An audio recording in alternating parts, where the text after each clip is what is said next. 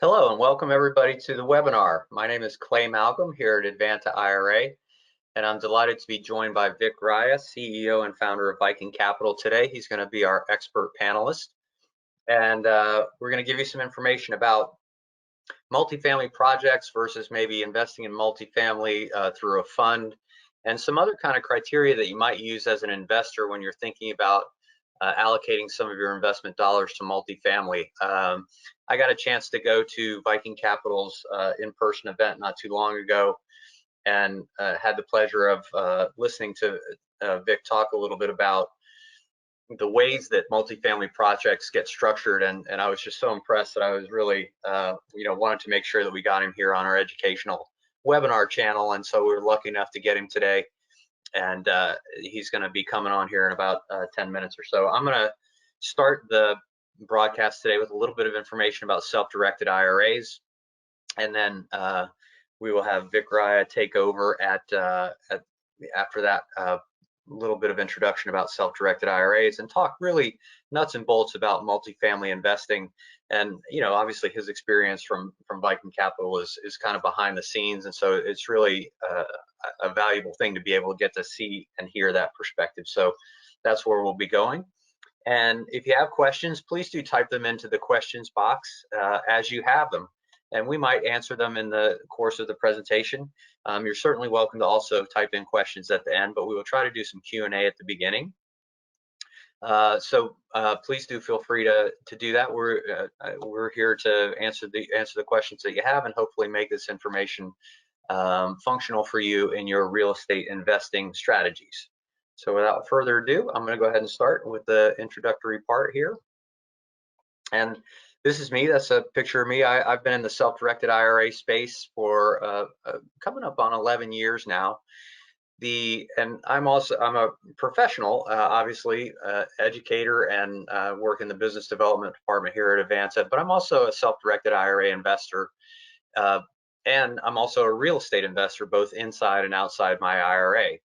And part of the reason that I mention this is because one of the ways that I like to get guests or ask guests to appear on the webinar series is because I like to learn. I like to learn all this stuff because it really is a field that I'm interested in, and I think that it does take a little bit of constant learning to keep up and to be as successful at it as we all can be. So I'm one of you. I'm one of us in terms of IRA investors as well as real estate investors.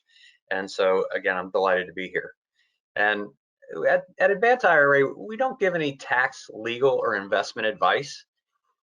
We don't advocate any particular investment strategy or investment vendor. And we certainly encourage you to talk to your legal and financial team anytime that you are vetting an investment or thinking about investment for your IRA or for your personal funds for that matter.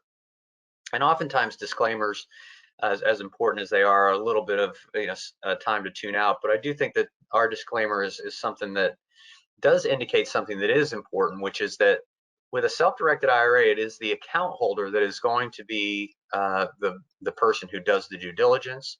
And again, that doesn't mean you have to do it by yourself. You get to bring your financial and legal team with you if you choose, and your family and whoever else that you take advice from. But the motive force behind choosing an investment as well as pulling the trigger on that investment really lies with the account holder. So it is a little bit of a paradigm shift for those who might be coming at this from an IRA at a bank or brokerage house where maybe they don't have many choices or somebody else is curating what's happening in their IRA. So do remember that self-directed IRA is an active participant kind of endeavor. And so we, as the custodian, we're a pretty neutral part of the equation. So we are really here to listen to what investment it is that you want to accomplish, help you with the paperwork, make sure that the paperwork substantiates that investment is part of the IRA, because our job is really to make sure that you get to keep the tax benefits and marry those tax benefits with the returns of the investment. And at Advanta, of course, we're actually a company that was built around customer service. So we tend to have long tenured employees. We do a lot of continuing education in our little narrow area of expertise. We're kind of a medium-sized company in the space. We're about 1.8 trillion 1.8 billion. We were just talking legislation before the presentations. I got trillion in my head. 1.8 billion, about 8,500 active account holders at the moment. And at Advanta, you always get your own two-person team. So it's myself as an educator and somebody who kind of helps you with conceptualizing how you're going to set up your account and doing the onboarding. And then you also get a back office account manager who's really an expert at the paperwork and the nuts and bolts of getting your IRA investments initiated and funded. And when we're talking about self-directed IRAs, I do like to just remind everybody exactly what the concept we're talking about. And the self-directed IRAs, that term often gets to be thought of as a different account type or a different legal distinction, and it's actually not. The plans themselves are the legal account type, and they are the ones that you're probably familiar with already. So traditional IRA and a Roth IRA, there are SEP and simple IRAs for small businesses, solo 401ks if you're self-employed, and we also do education savings accounts, and one that surprises a lot of people is health savings accounts. So health savings accounts are individual custodial accounts. They are not use it or lose it like a flex spending account, and they do operate through time, and they can invest in real estate. So it's one of those things that again, I'm an active participant in that strategy, so I kind of understand the dynamics, and your HSA can invest a very similar manner to your IRA, whether it's a traditional or Roth. And the self-directed part really just means that you're going to have, as the account holder, some choice of the assets that your IRA is going to purchase. And when you're with a custodian like Advanta IRA, obviously the choice of assets is myriad. So we handle almost all kinds of alternative assets. We don't do publicly traded securities very well. It's very common for somebody to have an IRA at a Schwab or a Fidelity or a bank to do their publicly traded securities, and also have one open simultaneously with us to invest in their alternative assets. And they're really, as I mentioned, there's such a wide variety of asset classes that you can get into. So real estate, private equity, private debt, cryptocurrency has obviously gotten a lot of attention lately, precious metals. So almost anything that you know how to make money at outside of your IRA, you can make money at inside your IRA, as long as you take the time to set it up properly. And we're always here to talk about different investment scenarios and how that would look and what that means for your IRA. So please do feel free to give me a call, send me an email, set up a time to talk about whatever scenario you have in mind. But do realize that you have a lot of potential investment scenarios that can work and can be combined with the tax advantages of your account. And we're going to talk today specifically about the multifamily real estate space, but Vic's content has a lot of detail about this, so I'm not going to spend a ton of time on it. But I do want to just remind you that as we talked about the fact that you as the account holder, you do the due diligence, you select the investments, you negotiate the investment documentation and that kind of thing. So there are a lot of factors to consider, and I think multifamily investing has become quite popular, and not everybody is aware of all of the detail that can go into it. So, things like when you're considering how you're going to participate in multifamily investing, you might think of the investment structure, which we're going to concentrate on today. Whether it's a fund or a single project, and also whether it's debt or equity, that kind of thing. Thinking about the principals or the operator, so who is it that's running the project, what's their track record, so on and so forth. Again, kind of a due diligence process. The underwriting, what kind of thought process did the project principals use when they were deciding on a project that they were going to pursue and try to get some investment for.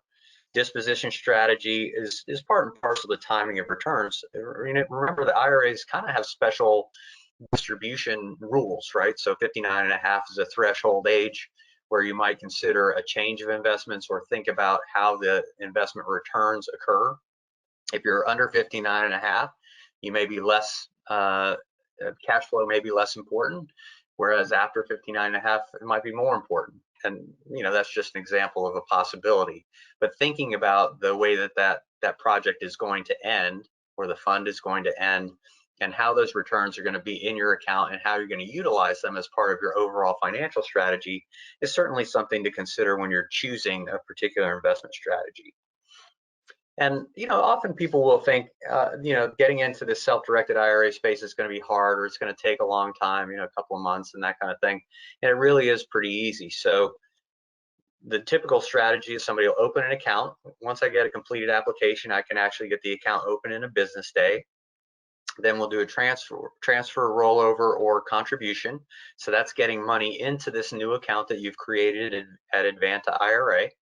And you can do one or all of those: transfer from another IRA, rollover from a 401k. A particularly popular one is a 401k where you're no longer employed, so that money is automatically mobile, meaning that it can be rolled over without tax and without penalty. So you're not taking it out of the tax umbrella, you're just moving it from one trustee to a custodian for an IRA. And you also, if you're eligible to make contributions to that account type, you certainly can make additional contributions. So it really can be an ongoing account, just the same way as you're used to maybe at a bank or brokerage house. So that transfer, rollover, contribution, that may take anywhere from a couple of days to a couple of weeks, depending upon how you initiate the transfer or the rollover, whether that's a check or a wire, things like that. But certainly within a week, we can have your IRA ready to fund. So if you're out there selecting an investment, doing your due diligence, and you're ready to go anytime after a week, we were ready to fund it. And so you really can get this process started and in action in a relatively short period of time. So again, I encourage you to call or email for more detail. I'm happy to talk to you at any point about either the accounts and the way that they work, or a particular investment scenario that you have in mind. So that's a little bit of a sketch about what we do as a self-directed IRA provider. And now I'm delighted to be able to bring on Vik Raya, CEO and founder of Viking Capital, for our expert presentation portion of the broadcast today. And as I mentioned before, he was gracious enough to kind of entertain my suggestion and hope that he would talk a little bit about the different ways that multifamily investing can look and how they're structured. And so I'm going to change the screen over. And Vik, are you there? I am. Thank you, Clay. Appreciate the opportunity. Hello, everyone. Good to be here. All right, Vik, take it away. Thanks, Clay. So as Clay was mentioning, having options is critical in your wealth journey. And for me, I personally use Advanta IRA as one of my, I was a physician prior to my life as a real estate investor. I was a cardiologist, and I had leftover, pension and 401ks from other organizations.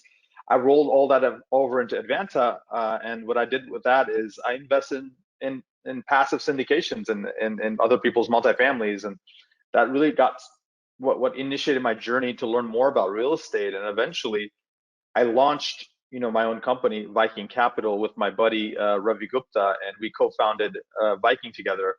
And our goal was to provide these safe and profitable investments for professionals all over the country, so they can grow their wealth just like I did, and able to sort of exit the 9-to-5, the rat race, if you will, and sort of achieve more wealth and freedom, which is what I think we're all looking for. And specifically, I want to talk about inflection point in the multifamily industry. Right now, after you achieve a certain amount of scale and size, the opportunity to go beyond a single asset syndication and into more of what I call a fund model is there. And I want to talk about the pros and cons, the types of fund discussions that are available, as well as what it takes for an asset to really do well, and then what I would do if I were a passive investor trying to find either a sponsor or a good asset to invest in, and how simple it is to really get started in that investment journey. So with that, guys, we'll get started. There we go. And again, my name is Vik Raya, or Vikram Raya, and as Clay was mentioning, I am the CEO and co-founder of Viking Capital, and our investment focus is really value add multifamily assets in many parts of the Sun Belt. We currently own in Atlanta, Washington, D.C., Austin, Dallas, soon to be San Antonio, Indiana. We've owned in Nashville. So we really have a good grasp of sort of the country now and become more of a national operator versus a regional operator. My promise and goal for you guys in the next 45 minutes is, really show you how to earn passive income in multifamily real estate and why that's important in your wealth journey. Next, to learn the major differences between real estate fund versus a single asset syndication. And also what are best practices maybe for like managing, acquiring, and selling these assets. So if you're listening to this webinar, I'm assuming you're one of these key figures here. You're either a high-paying W-2 job earner, you're earning a salary, you're an entrepreneur potentially looking to diversify, or you're sort of a high-income professional, a power earner, if you will. And I think the goal for many of you is this: you want to invest in real estate, but you don't want to be a landlord, right? You want to achieve income, but you want it to be tax efficient. You want to diversify, your portfolio. Maybe you're into the S&Ps, you're into mutual funds, you're into whatever, crypto, but you're looking for some real estate exposure so you can sort of balance your portfolio. You want to be hands off, and we call this either mailbox money or sitting on the sofa money, right? Like your money's working for you. You select investment, you select a sponsor, and then you wire the funds. And the goal is for that money to keep working for you without you having to, really be concerned or look at it. And obviously, in this day and age of volatility, you want to avoid volatile returns, but you want to limit any risk that's potential to your capital, and you want to preserve your capital.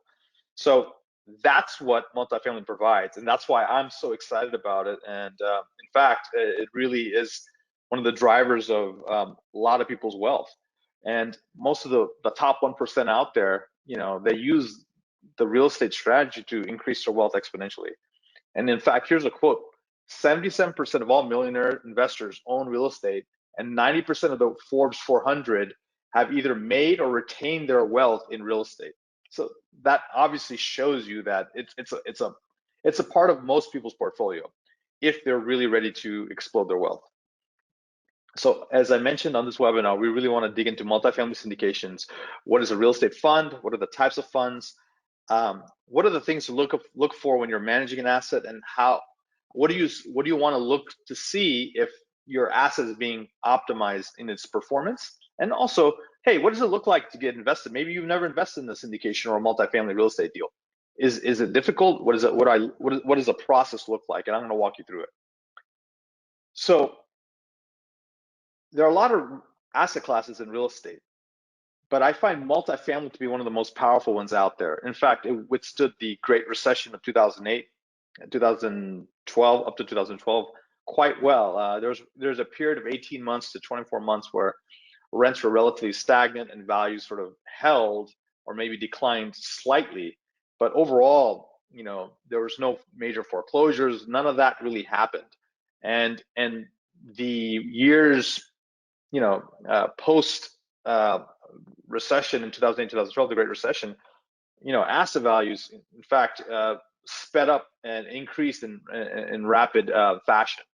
And then fast forward to the COVID, recession crisis that we had. Again, multifamily did very well, and in fact, it's still on fire right now.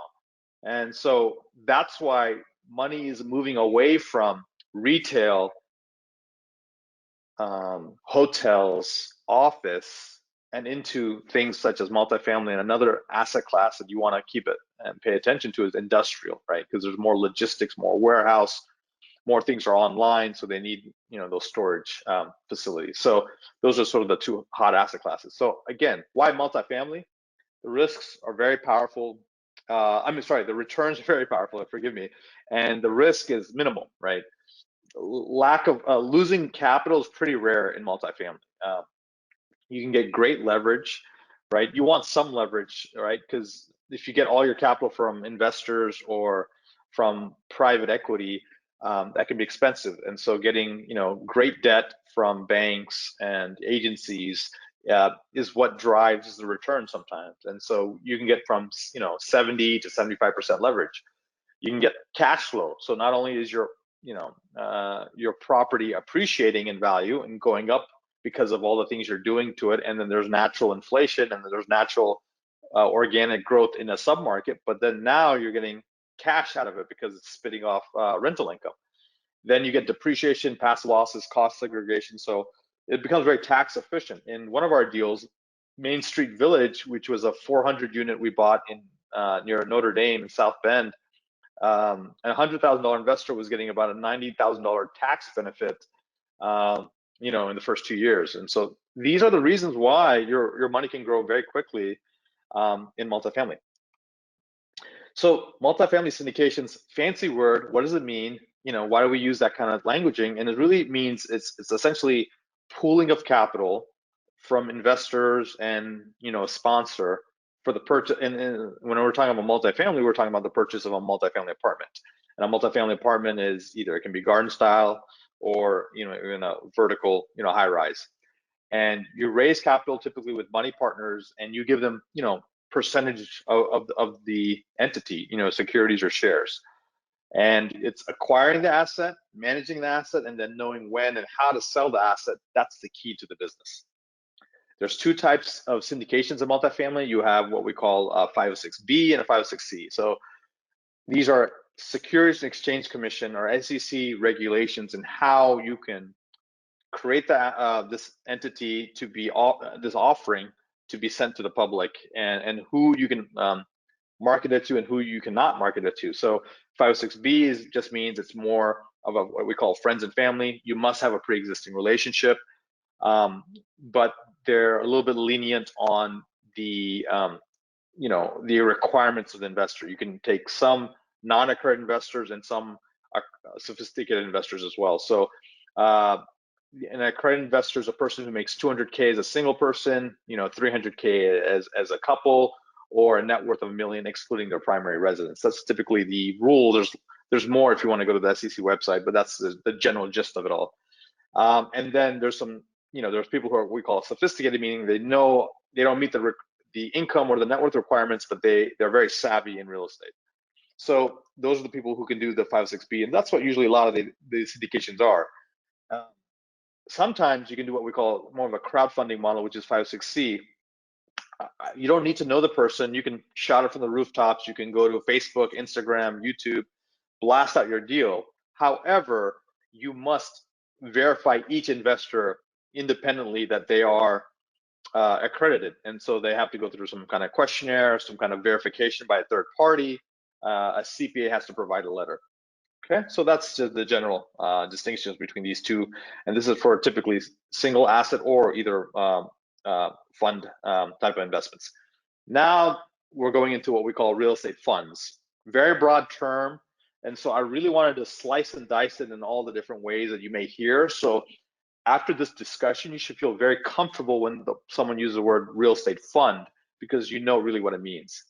So there's two initial branches you can consider. There's the debt fund, which is essentially taking money from investors or other professionals and utilizing it and giving it to like developers, for example, and it's for the short term, and they're not invested in the deal. They're providing essentially a loan of money to the real estate professional so they can do their project, and it's usually short term because the interest rate is a little bit on the higher side. It can be 8, 9, 10, 12, 15%, interest rates.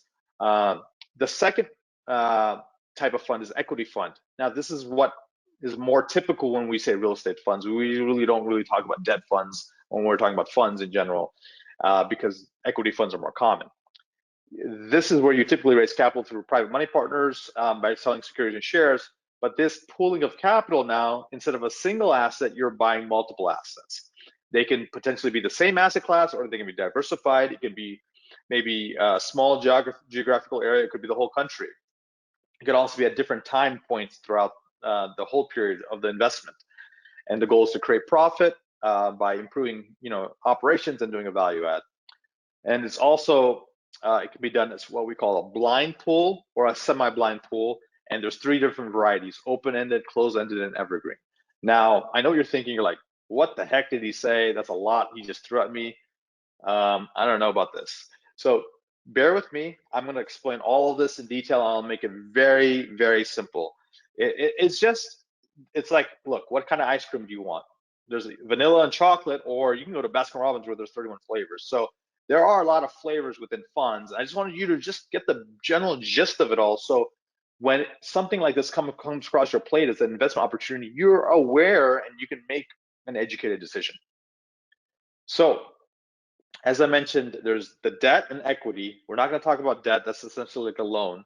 We're going to just talk about equity. And within the equity, there's 3 different flavors, if you will. There's the closed-end fund, open-end fund, evergreen fund. A closed-end fund is the most common type. It's very similar to a single asset syndication. The difference is you're more diversified, right? You're not buying just one asset. You're buying, let's say, 7 or 8 assets. And you can define it. You can call it, hey, I'm buying only this type of asset, but you don't have to. And usually there's a fixed term. It's 10 years. And then the capital, or no, it can be 3, 5, 7, 10 years, if, for example, in terms of duration. But the amount of money that's being raised is usually done in a segment of time. So, for example, in a fund that I've invested in, it's about a year where they raise the capital. After that, the fund, quote unquote, closes, but then the fund is managed. And then as assets are bought, their profits are given. And as they're sold or disposed of, then those distributions are sent back to the investor. You have what we call an open-end fund. There's no limit on the capital or the life of the fund. It can keep going in perpetuity. The good thing about this is money can come and go, but the liquidity is not by something real, which is like a sale of a property. It's a subjective evaluation by somebody based on what the assets are worth, like sort of due to an appraisal. So there are some advantages and disadvantages, but I won't go into the details too much. Then there's a final option, is the evergreen fund. Very similar to an open-end fund, but the interesting thing about this is now when properties are being sold after they've been acquired and managed and improved upon, the profits are reinvested into the fund. And so this is very powerful because your returns can really explode over time. There is liquidity, but then you have to pay a discount when you take money out, because once you take money out, then the fund loses steam, if you will. So the other thing is this: once the fund is launched, the owner of the fund, the sponsor, really has full jurisdiction on how to invest these monies and these profits and returns. And so they may stray from their original vision, and you as an investor may have little options on that one. So just something to be aware of. All right, so I talked about sort of the different types of closed versus open versus evergreen, and then within those it can be a blind versus semi-blind. All that means is, look, blind means, look, I can buy anything I want in whatever asset class, and there's very little sort of acquisition criteria that I need to adhere to. Versus a semi-blind is, look, hey guys, I'm buying only the Sun Belt in Florida, Atlanta, Nashville, and Texas. And then I'm only buying 200, 400 units. I'm only buying B+ properties, 1990s or newer. They need to have a 7 or 8% cash on cash. They need to have this kind of IRR. They need to have this kind of debt ratio. And if you think that's okay, then invest in my fund. So that's a little bit more control. And and in fact, a lot of the funds, until they hit sort of a track record and become well known, they follow this more of a strict criteria, which gives more reassurance to the investor.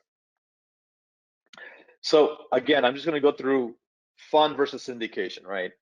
Diversification wise, the fund obviously wins. You can have diversification of assets, geographies, and timeframes.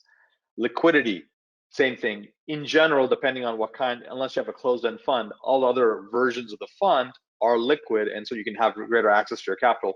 A syndication is typically your money is locked in, for 3 to 5 years, up to 10 years, depending on how the duration of that deal. Tax efficiency, both of them are pretty tax efficient, depending on how the sponsor is doing, if they're doing the cost segregation, if they're allowing for 1031s at the end of the deal, then I would say it's equivalent. Manager risk, well, the manager or sponsor risk is shared. So the fund, look, you not only have to worry about the deal, but you actually worry about the sponsor itself. And I would say even in a syndication, not only the deal is important, but the sponsor as well. So I would say it's equivalent. There's risk there. Limited liability, both provide protection to the investor. You're not going to be, in terms of if anything goes wrong, you're protected. You're a limited partner in general. Pooled resources, it's similar. You have access to multiple large investments and commercial properties with professional management. And then finally, on control and due diligence, less with the fund because the sponsor decides everything, right? They decide when to refinance, when to sell, when to withhold distributions. In the syndication, you do your own due diligence ahead of time, right? You can check out a property, identify it. You can do your own due diligence. You can evaluate the market, analyze the rent roll, do a T12, which is, the last profit loss for the last 12 months. And you can analyze the pro forma, what you think is going to happen, and see if you believe it. And if you believe in the business model, then you invest. So that's just a quick overview of fund, again, versus syndication. Now let's just get into, if you're going down this investment journey and you're interested, you're listening to the lecture, obviously you're looking at opportunities. And so some of the jargon or the technical terms need to be defined. So one is a limited partner versus general partner. What are they? What are the differences? In general, if you're an investor, you're going to be a limited partner. You invest capital, your capital or a pool of capital into assets, and you're not actively managing it. Hence, it's a passive investment in general. A general partner is the owner, they're the operators, they're the sponsors, they're investing capital, time, energy into these assets. They've taken the time to get trained or educated. They know usually what they're doing, they have experience, and they're actively managing these assets, and hence they get a portion of the percentage of ownership and some of the profit sharing as well. So what is an operator and sponsor? One, you want, it's a person who sources the deals or the opportunities. Usually it's through broker relationships, it's through seller relationships, it's through knowledge of a submarket. They decide which deals to pursue. Then you negotiate, right? In some markets, you're able to negotiate the terms, the conditions, the price point. There's some deferred maintenance, you can get a reimbursement allowance for repairs. So all that's very powerful in generating a good acquisition to generate a profit on the tail end and to generate strong cash flow throughout the hold. They also, it takes a lot of energy and work to identify a deal, buy the deal, run the deal, close the deal, get the debt, get the property management company, run the deal, optimize efficiencies, raise rents, increase NOI, protect against taxes, and eventually sell the deal for a profit for the highest, bidder, and then rinse and repeat over and again. So that's what an operating sponsor does. So it's important to find a good one. So how do you find a good one? You put on your Sherlock Holmes hat, you get your magnifying glass, and you ask these, some good questions, tough questions, because you have to go through this exercise when you're initially working with a new sponsor. But once you get to know them and you've seen them in action and you've done maybe a deal or two together, you can sort of feel comfortable and say, you know what, I'm going to just, you should still do some due diligence before every project, but you feel more comfortable moving forward with that one person because you've seen them perform. So when, not only am I an active investor in Viking Capital, but I'm a passive investor, almost 15 syndications, right? So what I do is this: I trust but verify, right? I look at the track record, I look at the performance, I ask questions. Hey, have you, did you have a property go sideways? Like, how did you handle that? Did you ever fire a property management company? Were there times where you didn't hit your returns? If so, what happened, right? And it's not that everyone's perfect, right? Everyone's gonna have some quote unquote, learning or challenging opportunity that they had to go through, but it's really how they handled it. That's what I'm looking for. And I want to ask their assumptions. I want to look at their results that they've had. I want to look at their typical returns. Maybe I want to talk to some of their other investors, reviews, feedback from other trusted sources. Okay. These are the kind of things that if you ask that, you're going to become an intelligent, savvy investor, really making sure that the sponsor is the right one for you. So, these are the things we as sponsors at Viking Capital, we sort of pride ourselves on, because how sponsors plan to optimize a property is how we think about investment performance. So really, number one is market selection. Next is looking at key performance metrics. Number three is underwriting.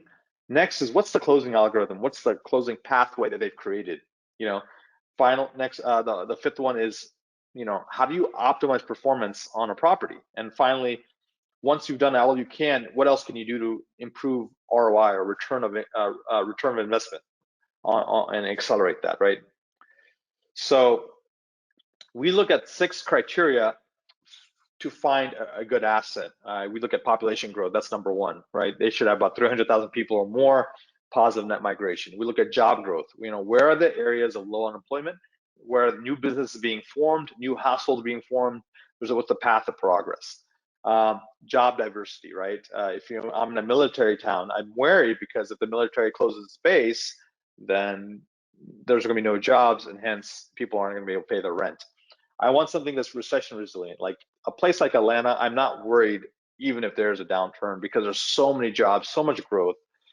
I'm not worried in places like Dallas, right? One of the strongest growth sectors in the country, right? Median household income. I want to make sure that even if I raise rents, that these people can afford them, right? I look at things like rent to income ratio.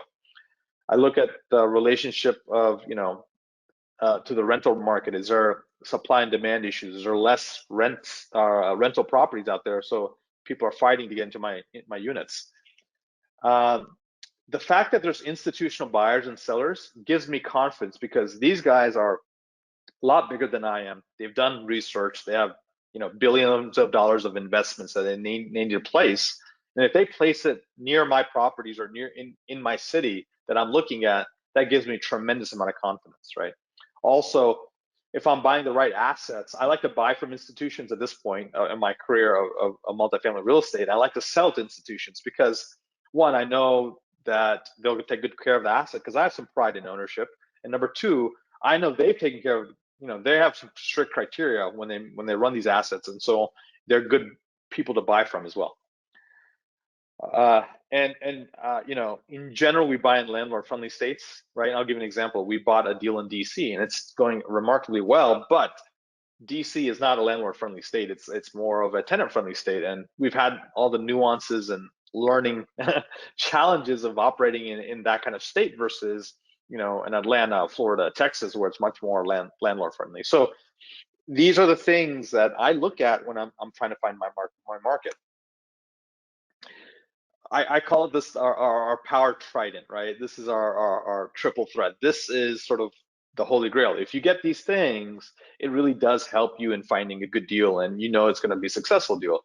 If there's an equity multiple after we do all our underwriting and stress test the deal, there's a strong cash on cash, right? Equity multiples, we like to go after about 1.8 to 2x multiples. Cash on cash, I love to see after property stabilized, at least 7, 8, 9, 10% cash on cash.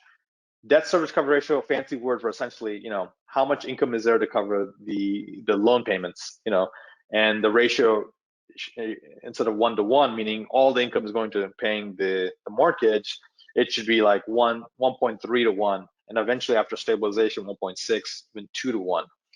So that's much more leeway and room. Okay. Next is underwriting. This is critical. So, as an initial investor, you may not have the skill sets yet, but it's just good to ask questions on, what's going on with the current financials of the property? What are the returns you project? What's your business plan? What happens if the business plan doesn't go correct? What are the assumptions are you having? And, are they aggressive or are they conservative assumptions, right? And if you're a little more savvy, you can start actually looking at the rent roll and the T12s and the rest of the things. But otherwise, looking at the investment deck, they usually explain a lot of the underwriting there, and you can ask your questions to the investment officer. So this is typically what happens to take a deal from under contract to final close, right? So normally what happens is, between 5 to 30 groups bid on a deal, and then there's best and final round where maybe the top 5 get invited, and then they resubmit their offer, and then it's a buyer interview where the top 3 are chosen.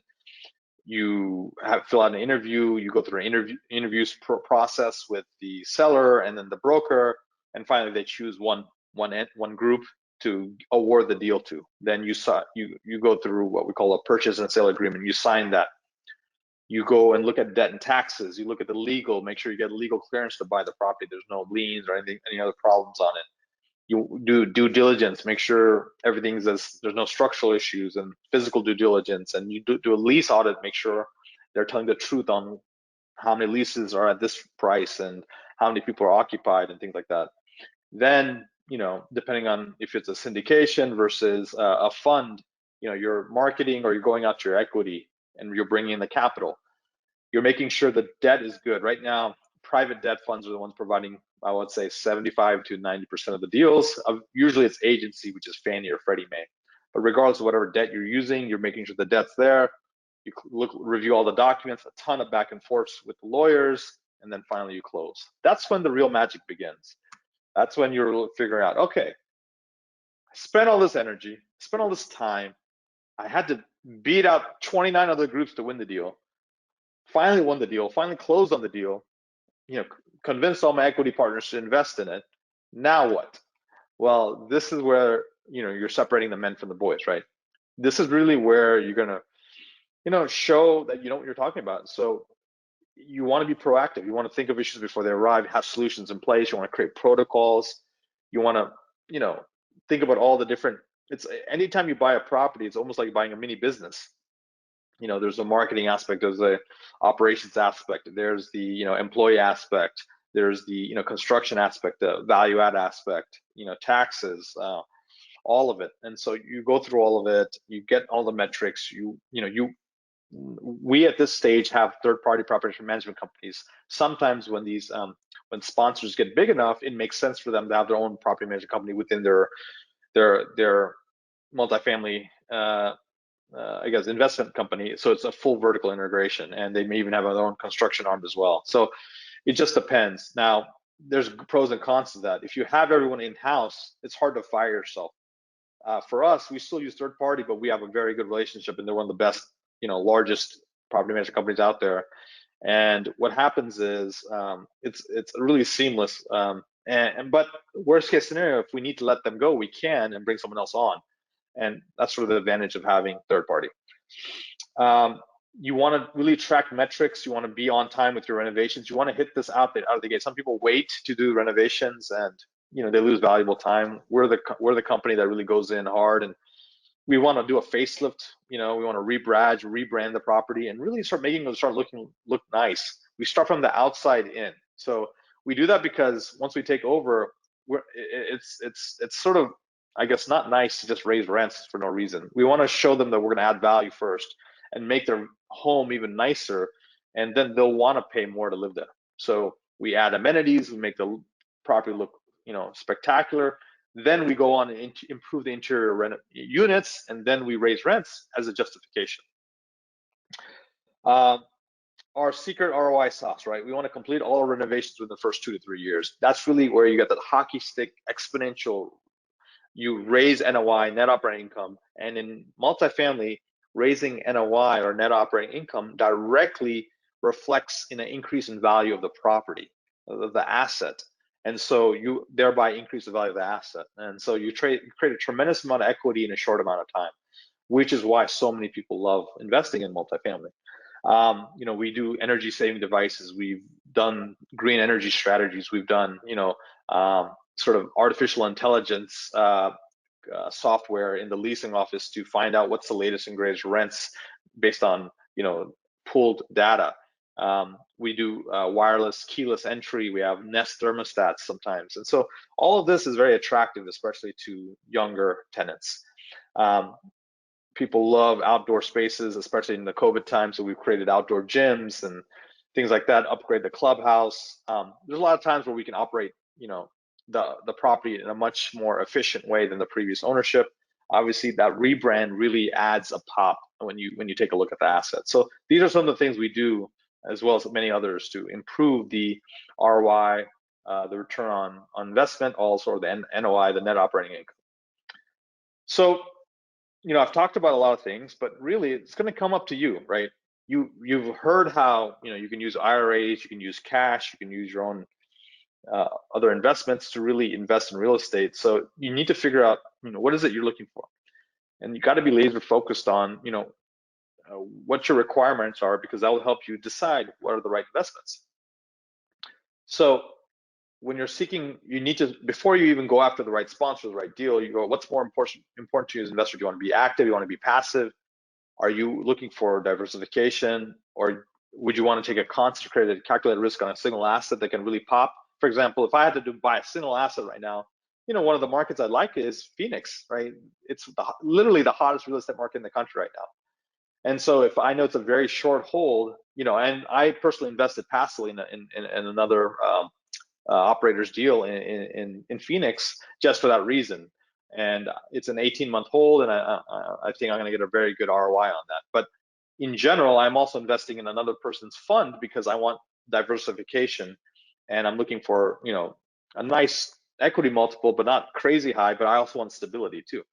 So it really depends on what you're seeking, and you want to look at the track record of the operator and your personal experience or other people's personal experience investing with them. Also, you want to think about, what's my diversification over my portfolio? How much in stocks? How much in real estate? How much in, alternative assets? How much in my rainy day fund?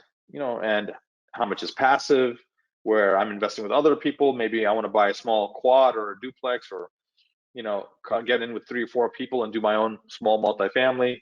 It really depends on what you're looking for. So just figure all that out before you go after your first project.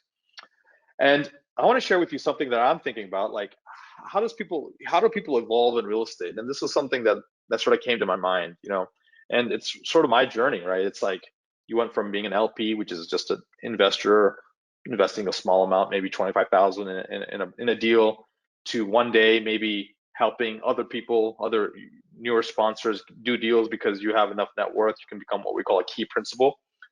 Or maybe you want to be sort of what we call actively passive, where maybe you are bringing together an investment group to invest in someone else's project, but it's so you're sort of active, sort of passive. You can be a GP like that, to eventually you're a full-on sponsor and you do a single asset syndication.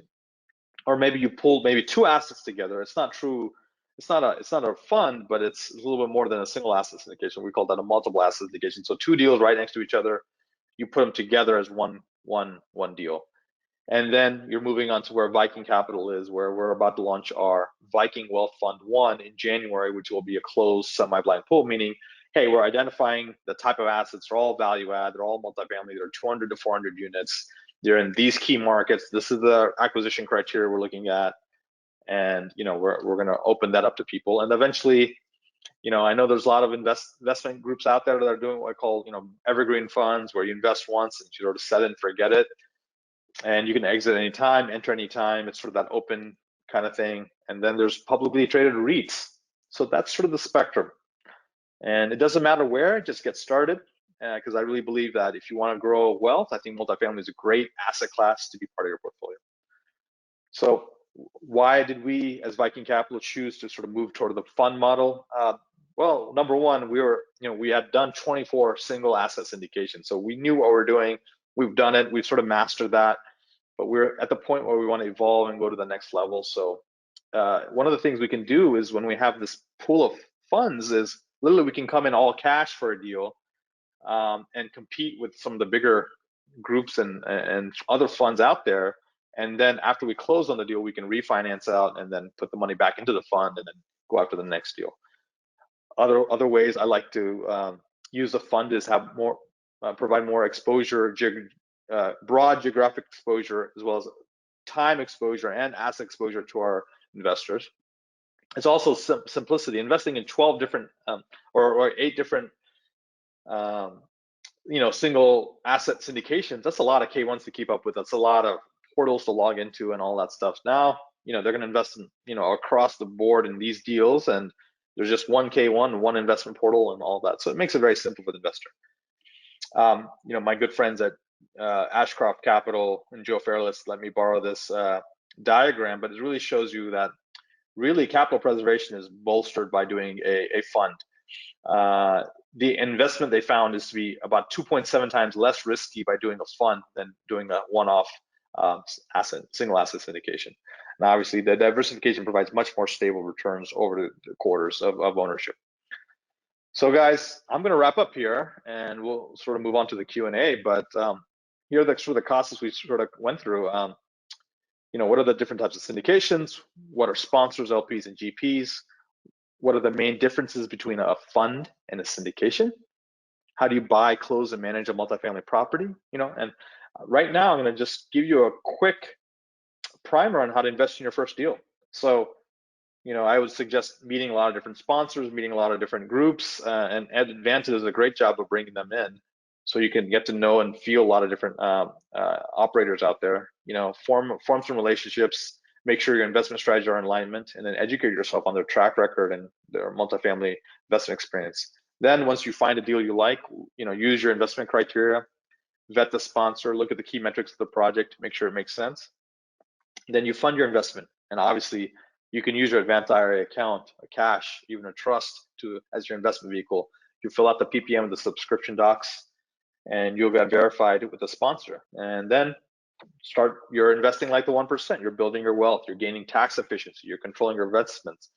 You collect your distributions, and you get some tax benefits on the K1s. So, and here's some pitfalls that new operators I'd be wary of. So if they don't have much experience, be careful, because if they're not modeling success and they try to do it on their own, maybe they don't have a property management company, they're trying to self-manage. They don't have business systems. Maybe it's one person running this whole company. They don't have a team. If there's one setback, it can completely derail their whole pro forma. They run out of capital, right? So in the deal, after they've already raised capital and bought the deal, they don't have enough capital to do all the repairs or manage the deal. They become sort of what we call a one-hit wonder. They do one asset and then they don't have the ability to leverage, grow, and scale. So these are the things that I would be careful. So guys, lesson to learn is essentially work with high reputable sponsors and investment groups. Love for you guys to work with us here at Viking Capital. And I'd like to thank again Advanta for the opportunity to speak here on this topic. Multifamily again provides tax advantages, cash flow, equity appreciation, and diversification. So guys, if you want to learn more about us, vikingmultifamily.com. And thank you, Clay. I'm going to let you take it away. All right. Hey, thank you, Vic. That's an incredible span of information, and it's amazing to me. I get to talk to a lot of folks in the space and that kind of thing. Oh, I'm on the wrong slide. But the vocabulary that we all have to master to kind of understand, even just talking to somebody about an investment, it's really remarkable. So I appreciate you giving us some insight on all that. Absolutely, Clay. Yeah, thank you again for the opportunity, and I hope your attendees were able to take some of that and use it on their investment journey. Yeah, and we have a few questions. So if you have a few minutes, let's launch into that. Let's do it. Okay. So first question, can you talk more about the what do you call the closing algorithm or algo? What do you mean by this? So there's a protocol that syndicators, sponsors, real estate companies sort of follow, and there's pitfalls in that. So maybe as you become a savvy investor, you sort of want to know, what are their processes for acquiring debt? Are they doing things to mitigate taxes? Normally when these properties are acquired, taxes can really balloon, and if there's some strategies in place, that'd be helpful. Same thing like getting good insurance quotes. These are the things that can move the needle on your returns as an individual investor. And so it's one, I wanted to educate people because it's sort of a blur from the investor standpoint. Okay, they get pitched to the deal, they do their due diligence, they invest, and then they don't hear anything from the sponsor until they close. So I wanted to show them what it looks like behind the scenes, and what those sponsors are doing. And then as they become more savvy, they can also start evaluating and discussing some of the things and see what true professional operators are doing versus some of the amateurs. Got it. And so that actually touches on another question that was in here, and I'm going to paraphrase it. But this was actually information from the sponsor more after the closing. So how do you get status reports from, and again, I'm paraphrasing the question, but how do you get status reports from the sponsor, whether it's a fund or a single asset? Is there a procedure for that, or are there differences in the way that the sponsors will deliver information? What does that framework look like? Yeah, it's sort of the communication and the transparency. The more communication you get from a sponsor, I think it's good. Even if it's, most investors don't care, and they're just like, all right, I invested. Let me know when my first check is. Adios. Other people are like, you know what? I'm curious. Like you, Clay. You're very sophisticated. You're very savvy. Obviously, you know IRAs very well, but you're also a real estate investor. So you'd be curious. Hey, look, good. When's closing? Great. Hey, what rate did we lock into? Great. What anything happened during due diligence, right? Like, we like to give investors, like, sometimes the appraisal comes back a lot higher than we expect, and that's really great because it gives investors instant equity. And we had that take place on a deal where I think it was like $5 million more. The appraisal came back at than what we paid for it, and I was like, wow, that's good to know. It gives you reassurance when you're doing that final wire across the finish line, or you're finishing your paper subscription documents, right? And you're like, okay, good. And so I would say ask your investor relations representative in the company that you're working with, hey, you mind giving me a little more updates on what's going on? And usually they'd be more than happy to do that for you. Mm-hmm. So in your experience, it's more of a person-to-person kind of deal. It's not a Yeah, I would not say it's an regimented. entity like Viking Capital. We believe in, like, the more information, the better. Other groups, they just tell you what you need to know to move you forward. And it could also be the evolution of where they are in their journey, right? So if you only have a four-man team, they may not have the capabilities to give more updates, while you have a company with 50 employees, and they can really do more, obviously. So it's it's Right. it's it's company dependent. It's where they are in their evolution of being a multifamily investment firm as well, and then just the company culture as well. Yeah, that makes a lot of sense. And I think one of the things that I've taken away from both the live event that you're at Viking Capital that I went to, and this is that they're kind of understanding the evolution of where the deal is coming from, and the principles that are involved in it. It's really important. It's not something that I had considered before, but I appreciate that insight. Yeah. Okay, next question. For fund, does the sponsor provide underwriting details of all reports for each project in the fund separately, or no? So that's the difference between that's a really good question. I'm glad you asked that. So you're really basing your analysis on the sponsor and their track record. So if someone's starting a fund and they don't have a track record, I would not invest, because you really are banking on the sponsor and their track record and their experience and knowing what to do. With a single asset syndication, you can actually vet that asset itself, and if the sponsor's halfway decent, they're going to do fine.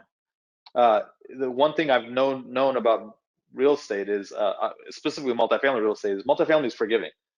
I've seen very poor operators do very well because they've chosen good assets in good markets. Not necessarily they manage them well, but they've just sort of the phrase "a rising tide raises all boats." It's really true in multifamily. So I mean, if you mess up in multifamily, you really have to work hard at it. And so that's why it's so important in a fund that they're going to give you basics of the deal, but it's really a blended formula, right? They're giving you a blended return. So they're buying asset one in Florida, in Orlando. Asset two could be in Atlanta in February. Asset three could be San Antonio in like April. Asset four could be in Indiana in like by June, and then asset five can come back to Atlanta, by like October. So for you to figure out, hey, what are my returns going to be that year? It really is. It's very difficult, right? There's no, and even if you did analyze all that, how do you blend all that together? So it's really going to be some trust and some faith in that sponsor to know that, hey, they've done this, in the single asset realm very well, I'm assuming they're going to maintain similar returns by buying all these assets and blending the returns together, and creating sort of the pro forma that they're projecting the fund, whether that's a 7, 8, 9, 10% pref, and then their splits, they're able to achieve those. So a long answer to a short question. The question was, can you go individual due diligence? No, it's very difficult. And is it fair to say also, Vic, that would have some organizational specificity? I mean, some organizations are going to be more forthcoming than others and that kind of thing in terms of managing the fund. Yeah, I mean, you can request all those things, but I'm saying that, I mean, the funds themselves are hiring specialists. Like, I mean, when we're launching our fund, we have a specialist to help us, because the math gets very complicated at this, you can have potentially, 1,000 and, 500 investors, 1,000 investors. Each of them have invested at different stages of the fund, right, at different time points. And then you have multiple deals across different geographies at different time frames.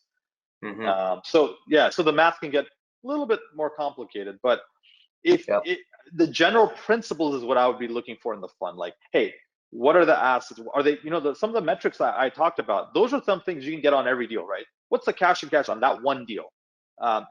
Mr. Fund Manager, you're buying this deal in Nashville, great.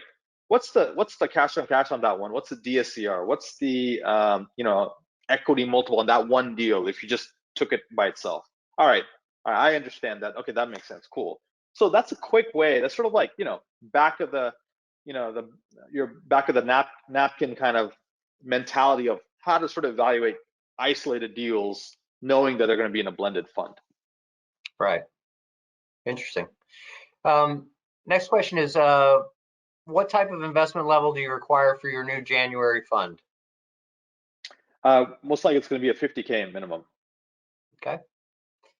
And next question is, I find newer entrepreneurs looking to raise money do not raise enough, which you alluded to as well. Do your offer sheet show the rehab costs and other costs that the funds will be used for? Yes, absolutely. Yeah, we want to be very clear on where the funds are being. We want to have what we call transparency. We're also going to have third-party auditing of the fund, and that's what you want as well. You want we've hired a consultant, and they provide third-party auditing services of your fund to make sure you're doing everything right. You want to have full transparency. We also have third-party accounting, so that way there's a lot of checks and balances, and that's what you want. Well, that makes sense. And then last question I see for the moment, and if you do have questions, we're probably going to wrap it up after this one, just because to be respectful of your time as well as Vic's. And but if you do have questions, please type them in, and we'll get back to you even if we don't answer them here during the presentation. So please do feel free to type in questions or follow up with us on the contact information that you see on the screen. The last question that I have for the moment is one that was written in that says, how do you decide on whether to do accelerated depreciation or not? The answer is yes. So think about it this way, guys. You're investing in something, and there's something called the time value of money. So if you can get any benefit sooner rather than later, usually you try to choose the sooner. Unless, and so there's several ways to depreciate, but this bonus sort of accelerated depreciation seems to be the most powerful way. So we've been employing it for I would say the last, 6 or 7 deals that we've done, and it's the investors really love it because they're getting a significant tax breaks early on. In fact, we had a deal closed called Liberty Point, and this was literally probably our last ever single asset syndication, for a while at least. And it closed, or it will close, I guess, in about 2 weeks. It's in Atlanta. It's about close to a 200-unit property, and we opened the deal for investment, and it literally closed. It literally funded in 10 days, 7 days. And I would like to say, hey, I'm bragging that, hey, it's all because Viking Capital, we're so awesome, yeah. But I would say a large percentage is because people wanted the bonus depreciation that year. So they may have earned income from, they're entrepreneurs, they've sold their company. Maybe they've got tremendous amount of passive gains from the stock market, right? And now they have a tax liability. So, if let's say they invest $100,000, I think the write-off on this deal specifically was probably, I think, 75% of what their investment amount is. So it's like, for $100,000, they get a $75,000 tax break. So that's huge, right? So someone will invest. Forget that if you make me money, great. But I'll just take the tax break. Just don't lose my money, right? So that, and in fact, a lot of Silicon Valley investors, they're used to getting some crazy return. So when they invest in real estate, they're like, yeah, you can give me the equity multiples, but I just want the tax breaks. So there's so many reasons to invest. So figure out what's your important one and make sure that the investment vehicle you're choosing has the benefit that you're going after. Got it. Well, again, to be respectful of time, we're going to go ahead and wrap it up today. If you have questions and they didn't get answered, we will answer them. So we'll do that via email or back channel. So please don't worry about that. And Vic, I thank you so much for your time and effort putting this together. And anything to kind of last thoughts for the audience? Yeah, just get started, guys. Make sure that you're in the real estate game in whatever shape, way, or form. And the safest way is how I got started was, hey, I wasn't sure if I wanted to invest my hard-earned cash, so I used my IRA. I put money into my self-directed to do it, and it felt sort of safer that way. And then later on, when I felt more comfortable, I started to invest in my cash. So let's get started. All right. Well, thanks again for your time, and thank you everybody for joining us today. Appreciate you spending some time with us. Hopefully this was helpful. And again, please do feel free to contact us using the contact information on the screen for any follow-up questions or just, once you digest the information, if there's things that you'd like to clear up. So we'd like to be a resource for you. So, please do contact us. And we're all gonna go about the rest of our day. So I hope that it's a safe and happy one for everybody. And thanks for joining us. We'll see you on the next one.